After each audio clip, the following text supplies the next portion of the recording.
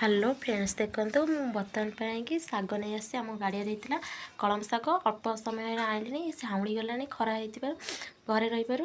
ଆଉ ପୁରାତନ ଦିନରୁ କଳମ ଶାଗକୁ ସ୍ୱାସ୍ଥ୍ୟ ପାଇଁ ଆୟୁର୍ବେଦିକ ଉପଯୁକ୍ତ କରାଯାଏ। ଏହାକୁ କିଛି ରୋଗର ରାମବାଣ ପରି କାମ କରିଥାଏ। ଏହା ଥଣ୍ଡା, କାଶ ଓ ବିଭିନ୍ନ ପ୍ରକାର ରୋଗରୁ ଆମକୁ ଲାଭ ଦେଇଥାଏ। ଏହା ହୃଦୟ ଓ କିଡ଼ନୀ ସ୍ୱାସ୍ଥ୍ୟ ତଥା ରୋଗର ଗଳଗଣ୍ଟର ପାଇଁ ଉପଯୁକ୍ତ। କଳମ ଶାଗରୁ ଭିଟାମିନ୍, ମିନେରାଲ, ଫାଇବର ପ୍ରଚୁର ମାତ୍ରାରେ ମିଳିଥାଏ। ଏହା ଆମ ଶରୀର ଆବଶ୍ୟକ ଅଟେ। ଏହା ହଜମ ଶକ୍ତି ବଢ଼ାଇଥାଏ ଏବଂ ଝାଡ଼ା ସଫା କରିଥାଏ।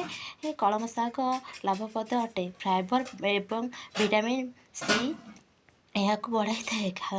ଏହାକୁ ଭାଜିକି ଖାଆନ୍ତୁ, ଆକୁ ସୁପ୍ କରି ପିଇପାରନ୍ତୁ। ଏହା ଆମ ରକ୍ତ ସଞ୍ଚାଳନ କରିଥାଏ।